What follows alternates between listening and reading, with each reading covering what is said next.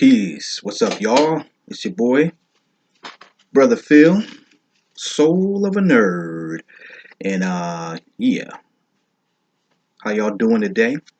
It's great to be here. It's a Monday, and I'm here to talk about reviewing episode 3. Just this here, sorry. Episode 3 of Falcon and Winter Soldier, Disney Plus, Marvel Studios, MCU television, baby. So so far, you know, I'm really enjoying this process of weekly series episodes release, weekly episodes, and being able to do a weekly review. So I just want to say right off rip, much like with WandaVision, this process is working quite well for me. So let's get right into it. Episode 3. Let me say this first and foremost. This show is it's turned out to be quite um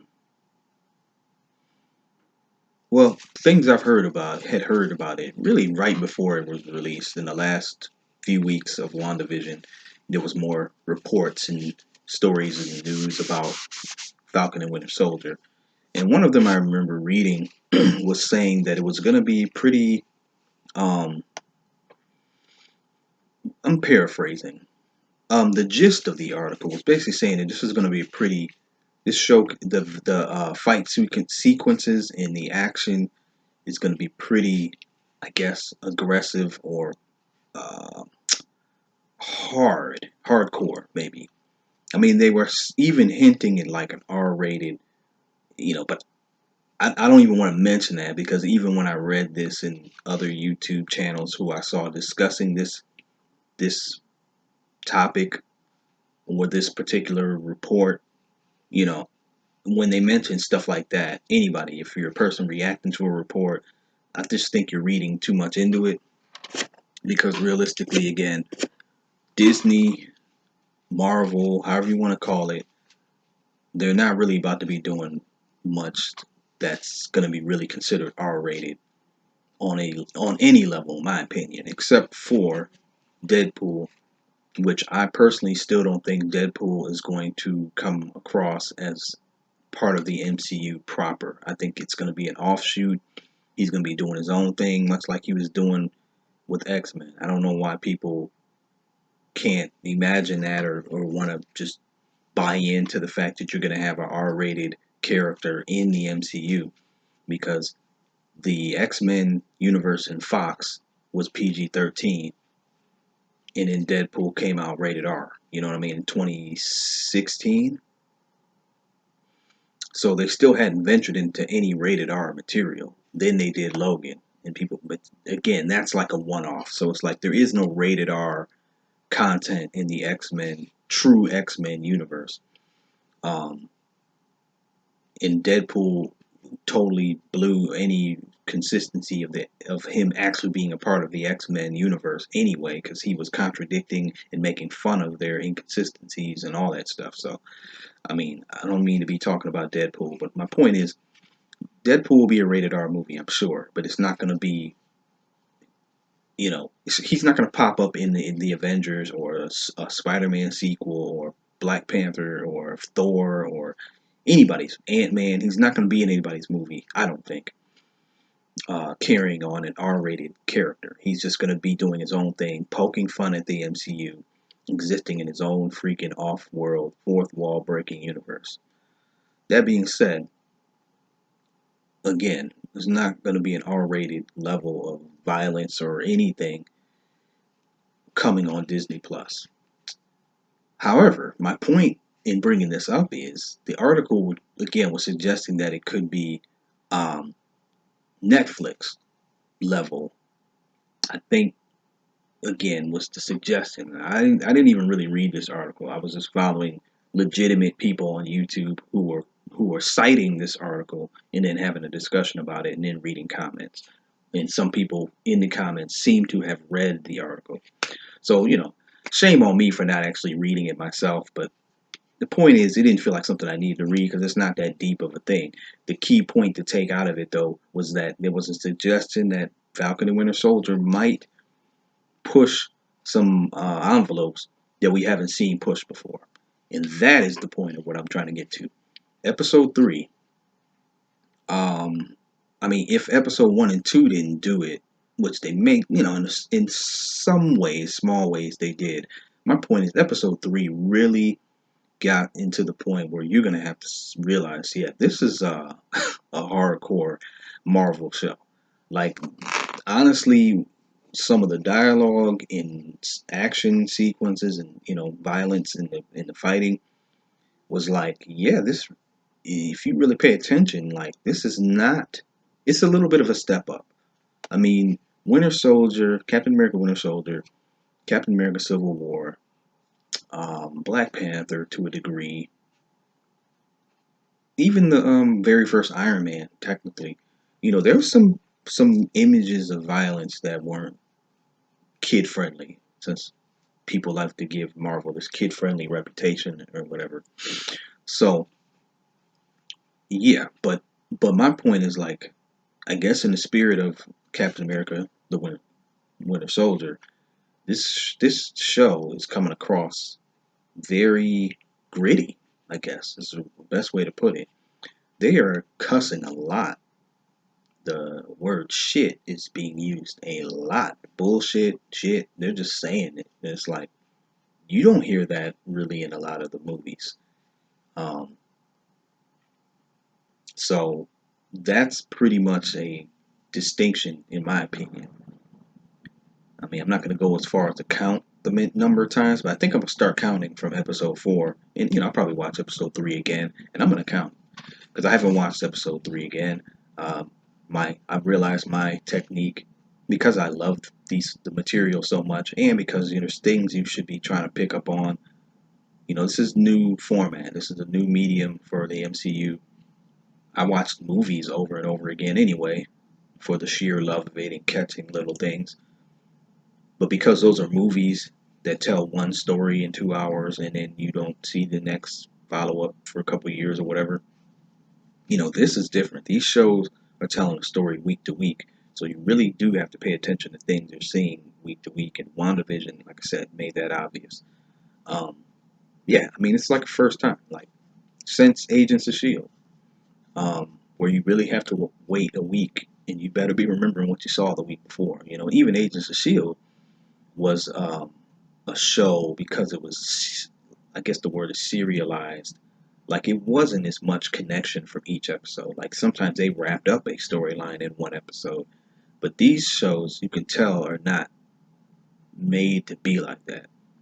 I don't think any of these shows are going to be like that. The limited series, or whatever the term they use for the um, when these series only have 6 to 10 episodes, you know, it really is like a continuous storyline. So you really have to pay attention because there are direct links in things that are built upon. So that being said, yeah, um, my my true habit that I'm trying to form in the formula is to watch these twice, even before I do a review like this. But it was a fairly eventful weekend, so I didn't get around to watching episode 3 until Saturday night, I think it was. So I just haven't had a chance to watch it again. I probably will when I get home. Um, but yeah, from what I just seeing this episode, there's some violence, and people are getting shot straight in the chest and straight in the head. I mean, they're not showing it, but again, it's pretty violent. Sharon Carter is like murking suckers, like violently stabbing people like hard, and like you're seeing stuff. And like I said, between that and the um, profanity, like, it definitely, this episode felt very Netflix Marvel, like Daredevilish. That's basically my point. Like, grittier than even Luke Cage. Like, it was on that Daredevil Punisher level almost. Not quite. Punisher is just bloody as heck. And Daredevil was kind of bloody too. So yeah, that's really what I want to get out of the way first of all. So it's dope. I'm enjoying it, and it's cool to see. I mean, I love to see the MCU. Um, what's the word? Um, defy their naysayers, or you know what I mean? You know, what's that word you said? Yeah, defy. I guess their critics. You know, defy their critics and naysayers about their content, and just how people want to underestimate what they're willing to do or what they will be doing. Um, One, because like I said, I'm a big fan of the MCU. Two, because they should do this. In other words, I would be actually one of those critics if they can't continue to push the envelope and, and be diverse in terms of their presentation of their storytelling. You know what I mean? So I want them to do that anyway. So it's cool because in general they need to do that. And two is cool because I basically believe they can and they will, but they do have to show me. You know, I don't want them making me look like my faith in them is in vain. And again, the fact that they're doing it slaps the naysayers, because there's people out there who are just so convinced. You know, they can't wait to take their shots and talk about what they will and won't do. So I'm saying those people, I like seeing them eat crow. And you never, when I'm on these pages and, like I said, comment sections and things like that, you don't really hear nobody. In other words, it's like it's again, just to make the analogy, like LeBron James, the non-clutch factor and all those kinds of things that um, get thrown at him, as the criticisms and all that stuff.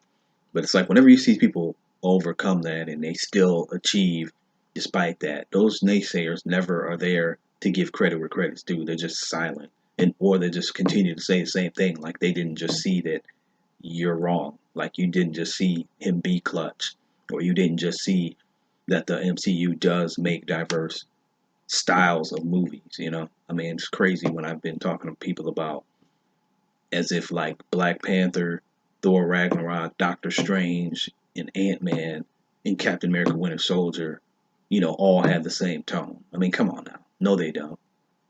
Um, you know what I mean? It's like Guardians of the Galaxy existing in the same universe as Doctor Strange and Black Panther.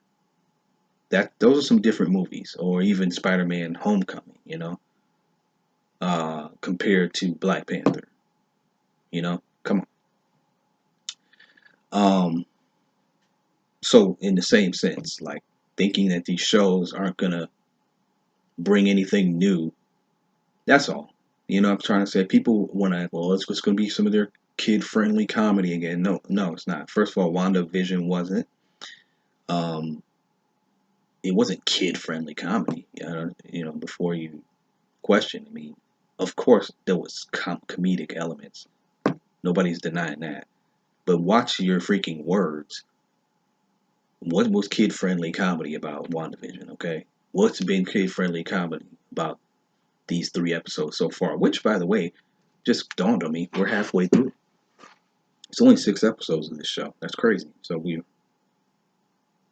wow, we only got 3 episodes left. So it's going to be a lot of action, I think. So let's talk about the show now that I've been talking about everything else.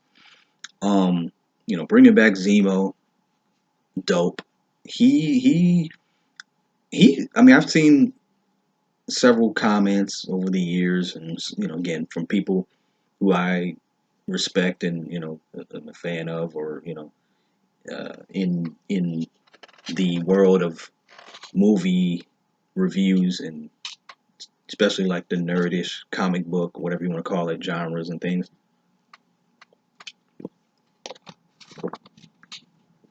who have said that Zemo's not the best villain. I thought he was great, and I remember at the time Civil War came out, some people were saying he was a great villain. This is pre Killmonger and pre Thanos, and even pre Hela. As far as like, because those are probably the top three villains. Uh, but I would put Zemo ahead of Ultron. You know what I'm saying, in terms of being a villain, because again, his thing was he psychologically took the Avengers apart. Um, I mean, they were taking. I mean, I have seen the criticism that they were falling apart from within, regardless of Zemo's I mean, if Bucky killed Tony's parents, that was going to be a problem regardless. So I mean, that was already set in motion. But the fact is, the dude was playing a chess game with using um, Bucky, to his purpose. And again, he was a good villain because I mean, people forget. And I remember going with people. I can remember making comments to people again, going back to whether the MCU could be dark or not. In Civil War, this dude went and tracked down an old Russian um, soldier, not soldier, but an agent of some sort. I believe he was Russian. But the point is, he tracked that dude down in Cleveland, which is where I'm from. I thought that was dope, even though that wasn't really shot in Cleveland. And to get a hold of this book that had those,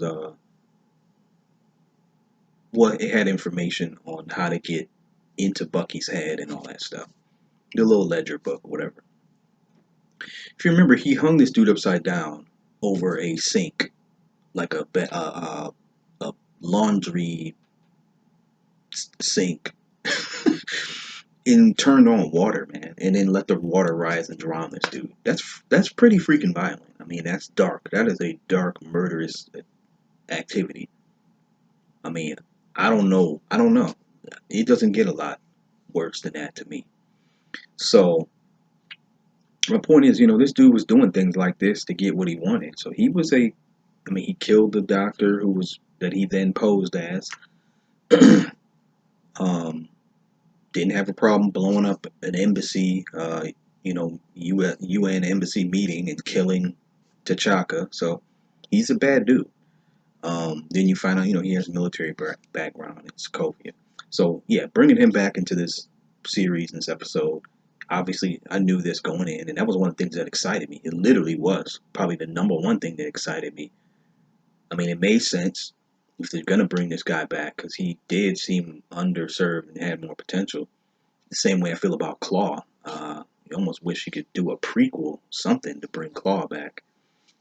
And they're doing a Wakanda series, so he could have been a part of that, but whatever.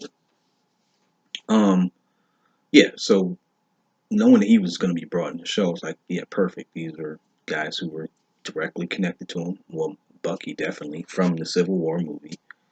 So, they go to get him to help them out with this Hydra, and trying to get into some of Hydra's operation methods and how they would have been able to recreate, replicate this super soldier serum. Um, cool scene. I mean, this is where it's like I'm not just like a fanboy just eating everything up like everything is Jello deliciousness. I mean, there are small, they're not even criticisms, but they're just I'm not totally drinking the Kool Aid. Um, the scene where they go to the bar, Madripoor. Well, first of all, I love this. When they get into the whole jet setting, world globe trotting, uh, is really the word I want. Globe trotting element. That's cool and dope. I think I was mentioning that in the first episode about Sam, that he's kind of globe trotting with his adventures, and I think that's great that they're expanding his character, in that regard. But this situation, the three of them, they're like going undercover and all this stuff. So it's a little um, not cliched, but derivative and redundant. It's something we've seen before. It's kind of you saw it in Black Panther. I was talking about Black Panther. You know, going somewhere to find somebody, and it's in a foreign land. It's a nightclub, and you got to be dressed a certain way, and you're undercover. But that being said, so again, it's a pretty common action adventure trope of this nature. So you kind of can expect something like this, which I imagine these were things shooting these really were in other countries overseas, and that's why their production got halted with the COVID. And WandaVision was able to finish before Captain America. I mean, before Falcon and Winter Soldier, as I was mentioning in my other video. This show was supposed to be our first Disney Plus series to kick off Phase 4. So yeah, they're at this bar. And people immediately, well, some, people immediately recognize Zemo. They recognize Bucky as the Winter Soldier, like the legendary assassin. And then you got Sam, who's supposed to be playing a role of some other guy, that Smiling Tiger or something. And I guess the guy had a favorite drink, so that the bartender knows, which was pretty nasty watching him. Whatever he did, cut a snake and took a gland or something out of it and threw it in a thing of alcohol. Sam had to drink that Joker to play the role. Man, I was like, yo, I don't know if I'd have been able to do that. I don't really want nothing serpent, reptilian, snakish inside of me, honestly. I'm not even a fan of snakeskin shoes. I used to though. I had a pair of, was it snakeskin or gators? They were probably fake, but I had them a long time ago when I was little. Anyway, let me backtrack though. They get Zemo out, um, and it was interesting to see this little retcon. Uh, you know, so he's like, they're heading to his private jet, and he's got a guy waiting for him, his butler, servant, whatever. And so it's like Sam's like, so you've been rich all this time, and he's like, yeah, I'm a baron. My family was royalty in Sokovia before even the Avengers destroyed our country. I mean, I'm not saying that that's what a plot hole and it's fake. Is anything problematic with that? I mean, I'm sure that was in their mind all the time because his name is Baron Zemo in the comics. But it's like, I guess, in a way, again, the thing about the MCU is, and I love this though about them, it's like the guessing game. Sometimes I don't know if they had these plans or do they kind of leave them on the shelf in reserve in case they want to use them, or do they make them up as they go along, kind of. In other words, meaning it wasn't really on the shelf. You weren't going to use it, but now that you have an opportunity to, you will pull it off the shelf. You see what I'm saying? As opposed to, we are knowingly putting this on the shelf till later, versus, hey, we need an idea. Let's go grab something from the shelf. Because, he's painted as he was just a military veteran in Civil War. So now they're saying, yeah, he was in the military, but he's also royalty. He was a baron. Because it's kind of like, well, if you were a baron, what the heck are you doing in the war? And like, why would you have been a soldier if you come from royalty? Unless they're going to say he was just that humble. Because keep in mind, his character is kind of painted as he was not a bad guy. He just is vengeful. He was a killer, so he could definitely use his trained killing for bad purposes if provoked. But yeah, so anyway, I just thought that was interesting. I mean, you knew it was going to come. Like, how does he become named Baron Zemo or called the title Baron Zemo when he wasn't, regarded or presented as anything like that in Civil War? So we get that answer, and it was kind of done in one scene. So I guess that's the part I'm kind of like, well, that's a nice way to tie that up real quick. But with a show like this, you just take it for what it is.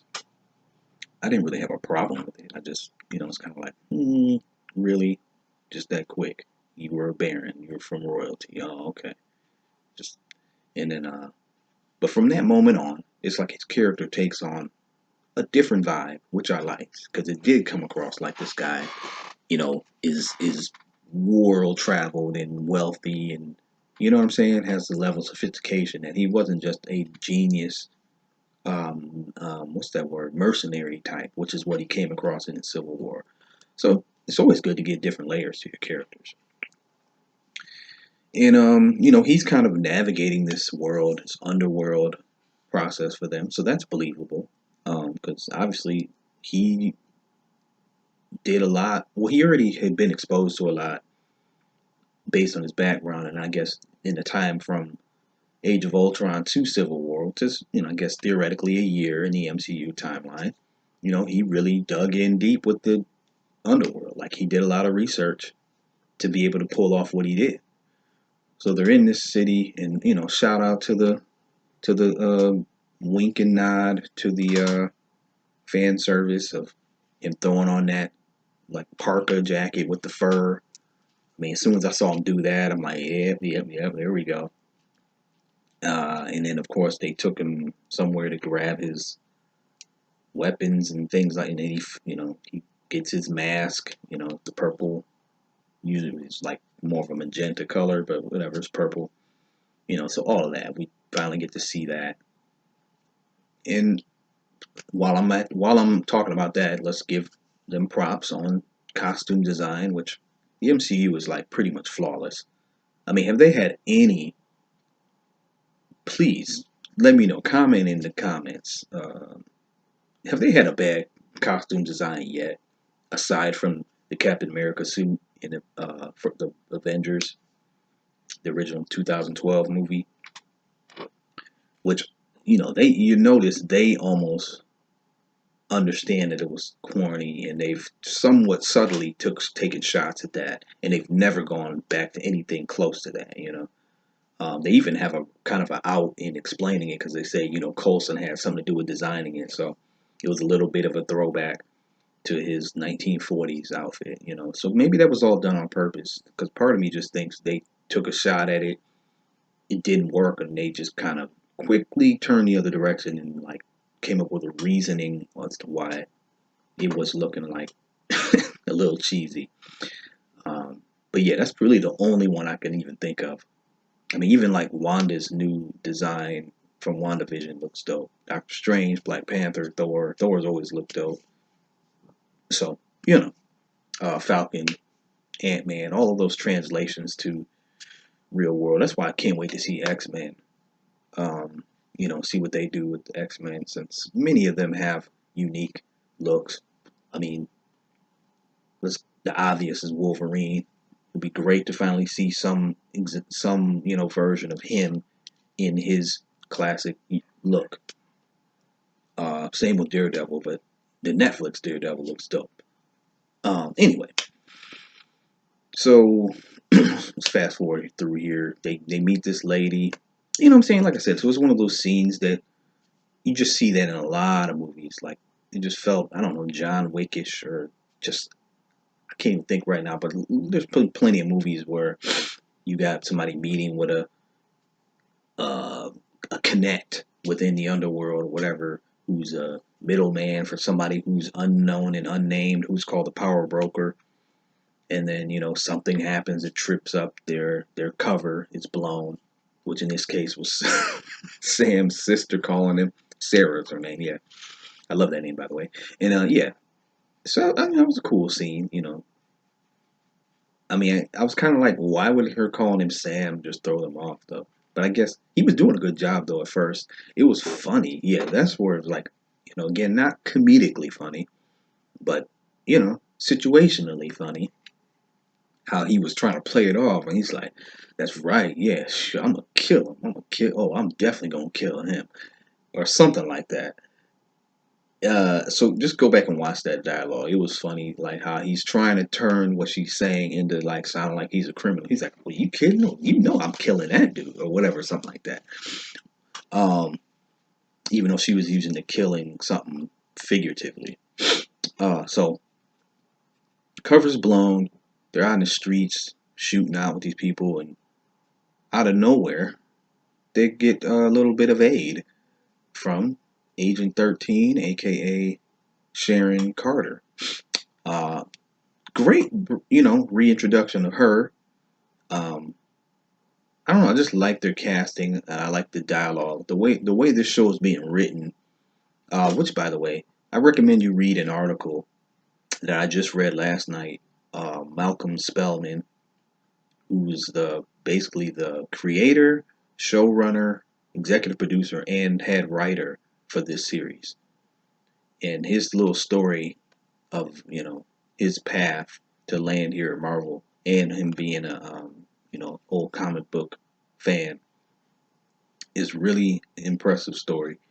And what he talks about as far as what they wanted to do with this show, particularly with the Falcon character with Sam. I really appreciated and connected and resonated, and I was right with him. But yeah, so I'm just speaking of writing. That's why I brought him up. Yeah, the dialogue on the show is really good. Like it's concise and it gets the point across, um, and it keeps the show moving. It doesn't feel too complex, and again, it's fitting of these characters. So the writing is consistent with these characters we've been seeing, yet it's giving them even more richness, more character development, in my opinion. And so same with Sharon, her coming back, she's jaded. I mean, like it comes across real quick. Like she feels like she got left out in the cold after helping them out in Civil War. The scene where she brings them their shield and all that stuff. We forget about that. I definitely did. You don't really think like what were the repercussions of her doing that. Um, while they just went on. I mean, it's almost like, dang, Sharon, we went to fight Thanos, basically. But in the same sense, from the MCU timeline, I interpret it as they're saying there's a couple years between Civil War and Infinity War, which is where Black Widow's movie fills in, and that's why again I'm pretty sure there's going to be some tie-ins. So even Sharon Carter's mentioning of how she was treated may be touched on in the Black Widow's movie. I mean, they were both agents of Shield, um, Natasha and Sharon Carter. Think about that. So it's like, yeah. So you can't just say you all went straight from the Civil War to fighting Thanos because that's in the movie. But there's some time in between that you're supposed to believe they were underground, underground on the run. Case in point, Cap grew out a beard and Natasha dyed her hair and Wanda was losing her accent to be undercover and all this stuff. So that's what I think is the point, that the repercussions of um, her helping them out. She got you know vindicated, not vindicated, but well, she took the brunt. I mean, she got I'm trying to think of the word. It starts with a V, but she she's now basically in exile, kind of in Madripoor as an art dealer, and it looks like she's doing well for herself. But it just seems like she's got a different attitude about right and wrong, or about the system in the U.S. and about Shield and about the Avengers and all these heroes. Um, so yeah, she helps them out. Sam's offering her uh, assistance and getting pardoned on all that stuff after everything they've been through, meaning the Avengers. The events of the blip and snap and all that stuff. So she takes him up on her offer to kind of roll with them, kind of forgetting the real detail on what they went into next. But the point is, they went to try to find this doctor, and she was able to kind of help them track him down. Um, Great scene there too. Them in the lab, really good scene, very intense. Like I said, kind of dark, gritty. Um, the way they're shooting it, of course, the lighting and things gives it that energy. The camera shots and all that. So it is again one of these things that makes me feel like I'm watching Netflix, um, because of it just doesn't have the normal visual of a MCU movie. Or if it does, like I said, it's a Captain America, Winter Soldier level of tone in terms of the lighting and camera angles and all that. Um, so again, these are things, whether you're just a nerd of the content or a nerd of the process, that you can appreciate. And I'm a nerd of both, student of both, so to speak. So I'm really appreciating what they're doing visually with this episode particularly. Um, so something about Zemo seemed off to me. Like as he was hearing the story from this Doctor Nagel, I think his name was. I was like, man, this dude probably he just wants this information. So we found out that there was the serum was actually finally perfected using the blood of Isaiah, who was the black guy in episode 2. which is, all the more, Sam's already looking at Bucky like, man, that's crazy. You know what I mean? As if the story can't get any worse. And but it felt to me like once they got the information from him, with of course Bucky acting as the Winter Soldier to intimidate the guy to make him think that this dude is still a brain, mind controlled assassin.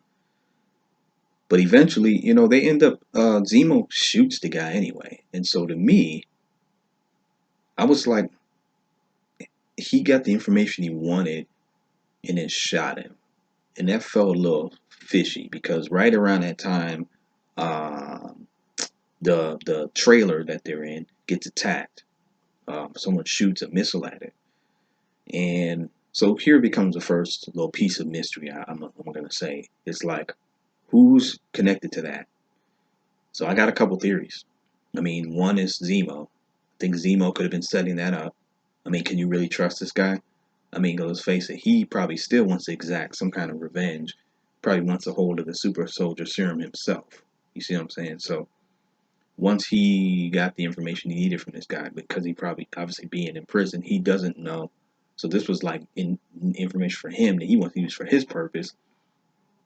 The guy clearly don't have no more. So in Zemo's mind, he's like, this dude's worthless now. We know what he did. He gave it to, dang, what is her name? Carly. And so he shoots him. Now, it's like, did he do that just because he felt like they were about to be attacked? Or did he do it because, he wants this dude. You know what I'm trying to say? It's like when you kill somebody because they're no use to you and you got the information you wanted. Because they were kind of looking like, why the heck would you just kill this guy? Because they wanted more information from him, and because that's not the way they go about doing things. You don't kill somebody just because once you've gotten your information you need. That's not how Bucky and Sam are operating. So it lets you know Zemo's still a dirty individual. Now the other theory is, who's to say that wasn't Sharon something to have to do with Sharon?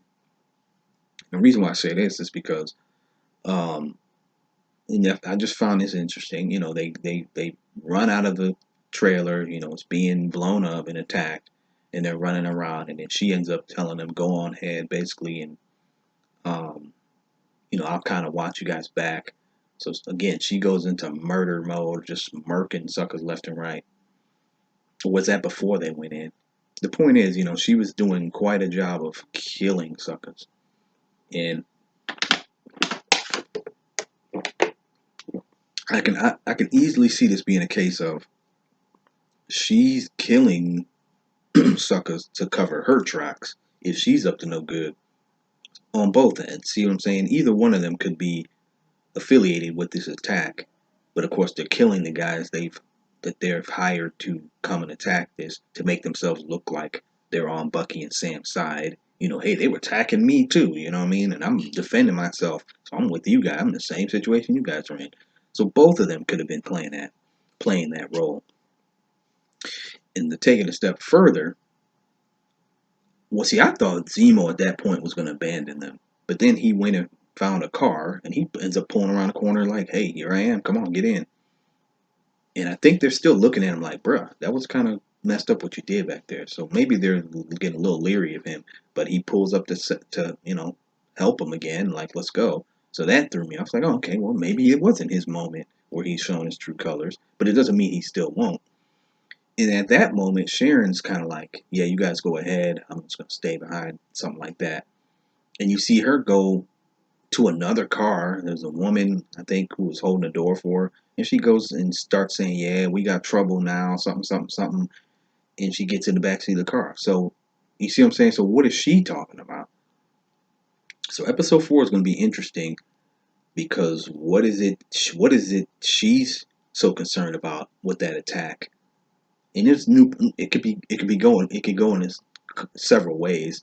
Maybe she just means, I've already been under you know, the watchful eye, or not in trying to be uh, inconspicuous being here in Madripoor. I may have just brought some attention to myself. So it could be as simple as that, or it could be, hey, these guys have found out. That's the thing I always wonder. It's like, dang, they found out some information that I had to let them because I got to make them think I'm on their side. But now that they know, we got to get 2 steps ahead of them. So I'm kind of wondering if Sharon's not going to be a bit of a traitor in this situation. Like I said, I'm always looking for the traitor. I can't help it. I was looking at, I think his name is Torres, in the first episode. So I'm looking to see what he does later on, and then Sharon, like I said, it would be, I mean, I guess, fitting to the comics. Again, I don't know this thoroughly. I almost never know a comic book storyline thoroughly. I just know what I've heard, that Sharon in the comics is the one who kills Captain America in the Civil War comic, I believe. Which was why when the movie came out and they had an Agent 13, Sharon Carter, in Civil War, you know, well, she was in the Winter Soldier.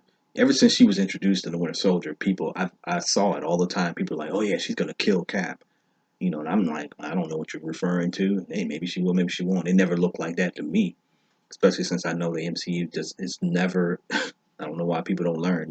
They don't sit here and write page for page, storyline for storyline, moment for moment from the comics to the movies. They don't. It's always a transition, translation, variation of it. So, so we get there. Let's go back to the, what do they call, the Flag Smashers. We get to see Carly and the lady she was tending to, or whatever, was like their mother figure leader, which I found pretty coincidental. As soon as I heard the name Madani, I kept thinking, it's almost hard not to remember that from the Punisher. The agent was named Madani, and she was like of an Indian or Middle Eastern descent. So you can see. I mean, to me, it almost feels like there's some kind of connection. I mean, that name is a name from that region of the world. Because I'm just picturing the way Frank Madani, was always saying her name. I don't know. It's just weird that they would do that. Again, that geek in me that loves the connectivity of the shows would love to see that be a connection, because I would really love for them to make the Netflix shows canon to the real proper MCU, um, and Agents of Shield. I mean, even the ones that came on the Hulu, Runaways and Cloak and Dagger. I mean, I'm less concerned about those, but yeah, the ones who obviously referenced the movies and had good production value. To me, especially the Netflix stuff, it's like, why not connect them? Them Netflix shows went out of their way to respect the movies and try to make comments that reflected the movies. Movies have never returned the favor, but anyway, so I just think it would be cool if they did that. Hopefully, there's something there, but if not, oh well. Just an interesting coincidence, the name of Donnie being used. So she passes away. So I don't know what that's going to mean for them. Again, violence. Like, she blew up a building with some people in it, um, that they had tied up. They were like military something. Obviously people who are tracking down and trying to oppose this flag smasher group, and they left these people tied up in a building and blew it up. And I want to say there was other, like, innocents and whatever. So, like I said, this show is gritty and violent. Like, this is not. It's really not stuff that you see in most MCU movies. I can't even say most, actually, though, because actually there's a lot of that in MCU movies, just on different levels, I guess. And it just comes across as, probably because it's a grounded series. Explosions in space and seeing aliens and stuff like that get shot and stuff, it doesn't have the same effect. So that's probably the main thing. And then when you get something like Spider-Man, which is grounded, or Ant-Man, which is grounded, you don't see this kind of violence. So there's the difference, I guess. But if you go to like I said, to me, a Black Panther, Captain America, and Iron Man, all of those have been pretty violent, and they're grounded. So what can you say? So yeah, it was just a really well-paced episode story. I mean, this was like probably a perfect episode, really, for this to be the third one. You know, we got all the players in here now. That's what's dope. I'm pretty sure this is the extent of the players we're going to be dealing with, and that's a great way to do that in your first three episodes. They're longer episodes, so it works doing that. So for the last three, we just get right into this, where we go on with this mysterious power broker, them catching up with the flag smashers, some kind of resolution of this um, serum being distributed, and it's got to be something even bigger, because this has got to propel something into a movie. They're saying these shows are supposed to set up stuff for movies. So they've kind of gotten away alive. Their scientist is dead, and this flag smashers are still kind of a step ahead of them. Um, and I guess they're more or less regrouping with Zemo, taking their next steps on what they're going to do. I can't remember where they went at the end of the episode, but the point is they went somewhere, and Bucky decides he says he needs to take a walk all of a sudden because he saw something. They're less like, okay. I mean, which again to me was weird. It's like we're in another country. It's like, bro, don't you think we should stick together? I mean, what do you mean you're gonna go take a walk? But maybe it kind of could be realistic for Sam to say this dude. I mean, they both know he's been screwed with in the head. Maybe he just needs a moment to decompress, because he had to pretend he was still that guy for a long time, or for a period of time. One in the bar. Oh, and man, was he badass fighting in that bar, beating people up by himself. I mean, the fight choreography is sick. Like Marvel's is dope with it. I love their grounded fight choreography. So again, it was reminiscent of um, Daredevil, which now I'm thinking about it, a long time ago when this show first was being, first going into production. I want to say 100%. I'm like 98% sure they said that the fight choreographer from Daredevil was working on this show. I'm almost certain of that, and it's evident because just the fighting looks brutal and intense. Like I've never seen Falcon look as, you know what I mean, like violent as he has in his fight scenes in this series. Now Bucky has, even in the movies. So yeah, it was a good. So and then he had to put a gun to this uh, scientist dude's head to make him think he's gonna kill him because he's controlled by Zemo in that moment. Selling that. So probably they could just look at it like, I guess this guy probably does need a few minutes to get over having to tap into that energy. But it turns out, he walks away. They go inside the building. He walks away. Were they going to get money at the bank? I forget where they were going, but he's walking away, and then he looks at the ground, and there's a metal ball on the ground, and it's really weird that I didn't instantly know what that was. But I was like, wait a minute, that's something. That's something within the MCU that we've seen before. So he picks it up, and he's looking around. He's like, so he continues to walk, and then he finds another one, and I'm almost like, how does he just literally know where to go walk to find a second one? Like it's a freaking scavenger hunt, and this dude knows exactly where to go. So again, this is just the thoughts in my mind. I'm kind of being a little critical, like, y'all are making this a little too convenient. But until he picks up the second one, now mind you, I'm still not even making a real connection of what this is. I'm just like, dang, that is something from the MCU that we've seen before. And then he's like, I was wondering when you were gonna show up. And I'm still like, okay, who's this gonna be? Somebody that we know.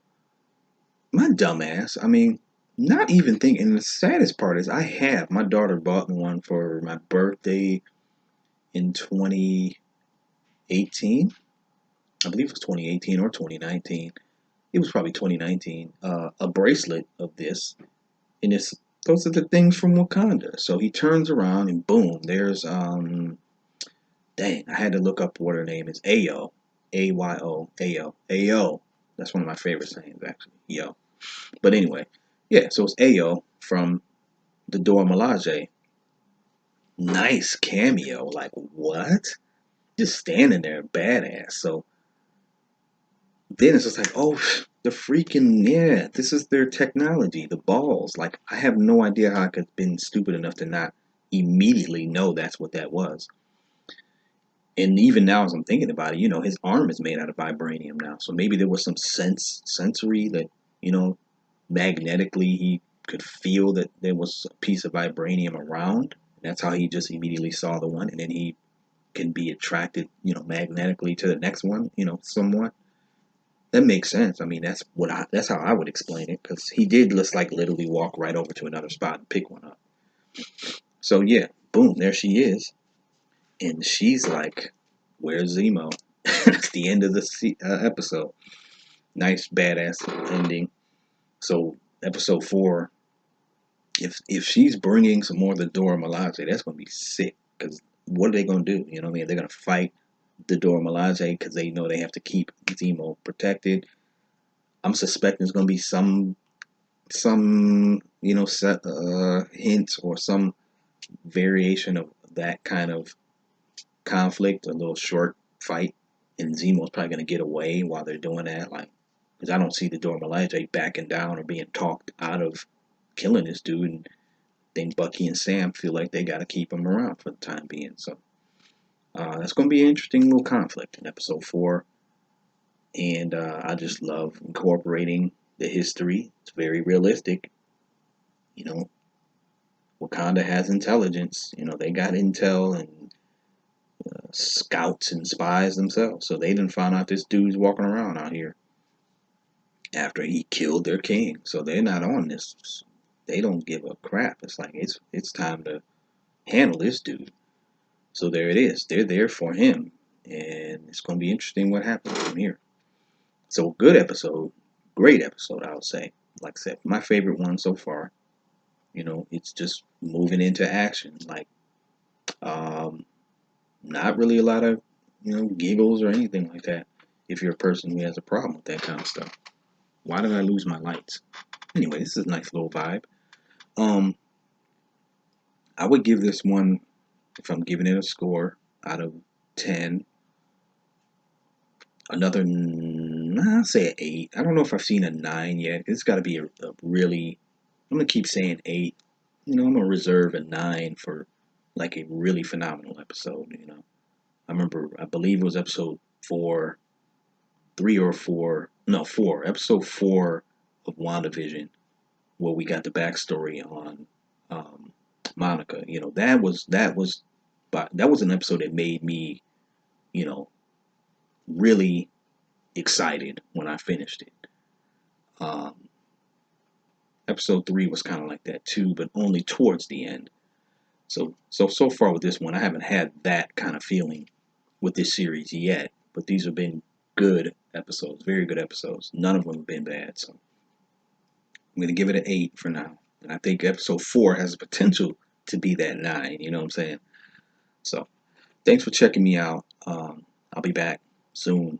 And if you're new to this experience, please comment, click like, share the video, and then subscribe to the channel as I continue to go into reviews of other things. I'm working on Kong versus Godzilla, or Godzilla versus Kong. That'll be coming up. That's probably the next movie I'll be seeing, amongst others. Just trying to get it all together and balance with my other endeavors, music endeavors, and that kind of thing. So again, thanks for checking me out. Leave a comment, please. Any thoughts, theories on what I spoke on, any of your own critiques. Um, and yeah, like I said, share the link, share the channel, subscribe. And hopefully we have a whole lot more to discuss on episode 4 that's revealing and pushing this thing forward. I'm really anxious to see I'm becoming more anxious to see Black Widow because of this show. But I'll catch y'all next time. Peace out, brother Phil, soul of a nerd.